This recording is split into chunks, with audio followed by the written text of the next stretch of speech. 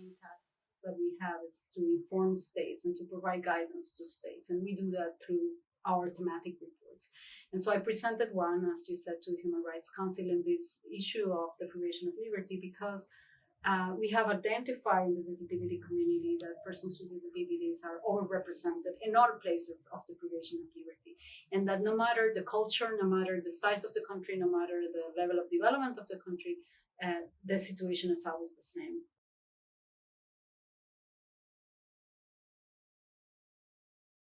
There's a multiplicity of causes, and it's a very complicated phenomenon, but there are at the root causes like, of course, the stigma, discrimination, the lack of understanding about the rights of persons with disabilities and embracing the diversity that persons with disabilities bring. But of course, there are a lot of social factors, and including the lack of support to address the needs of persons with disabilities. And then literally I think that one of the key messages of my report is that the deprivation of liberty of persons with disabilities is not a default. Actually reflects the failure of states to develop responses for persons with disabilities. One of the main problems is that the only solution seems to be this systematic solution of whether an institution, whether a psychiatric hospital, or whether a prayer camp, instead of what could we do to make sure that the person can stay in the community, can participate in the community, and can be embraced.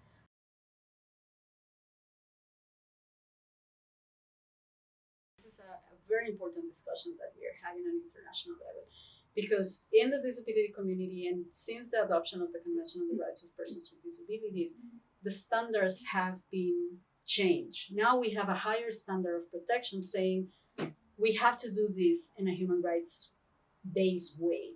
We have to make sure that we do address the needs of persons with disabilities, but without violating their rights, right? And how do we do that?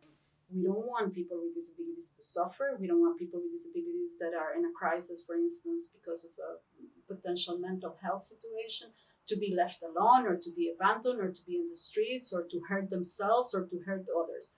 That we don't want. But the type of intervention we can discuss. What we need is interventions that could be, for instance, the open dialogue is one that goes and is an intervention at home where you deal with the situation that is causing the stress of the crisis at home. And there might be other cases in which you cannot have an intervention at home because the cause of the problem is at home, and you might need to disentangle that and take the person to another respite care settings or a midway home or a peer support group where you could make an intervention and support the person without forcing the person to enter into a hospital or to be submitted to any kind of treatment without their consent.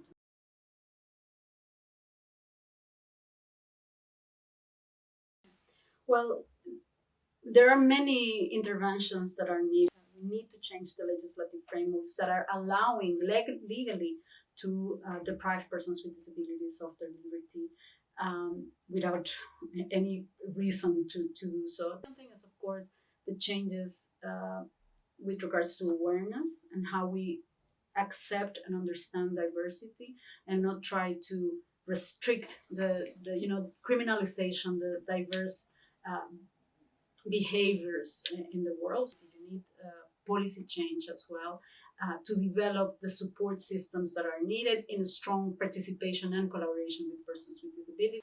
How do we prevent and limit the use of or the responses that are only medical? Right? We fight in the disability community to say no longer persons with disabilities should be perceived as patients, right? We are, as anyone else, we might need health services, but this is the responses that we need to participate actively in our communities should be broader than that, and of course separated as much as possible from a merely medical response. And of course we need to have very strong policies on deinstitutionalization.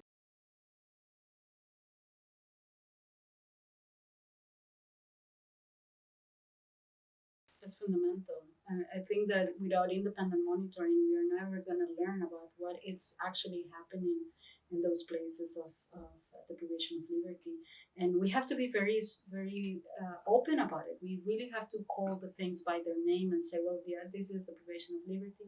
And entities that are in charge of looking or monitoring the situation in places of deprivation of liberty should have the mandate of visiting places of deprivation of liberty of persons with disabilities. And when that start happening, okay, of course, the national prevention mechanisms are a great opportunity to include not only psychiatric hospitals, that many of them are increasingly doing that, but also other kind of social institutions, home care for children, nurseries, and the role of the monitoring mechanisms is crucial to bring light to the situation, but also, of course, to solve the situation. Hopefully, they could even provoke and promote the establishment of policies of deinstitutionalization that are needed in the vast majority of the countries.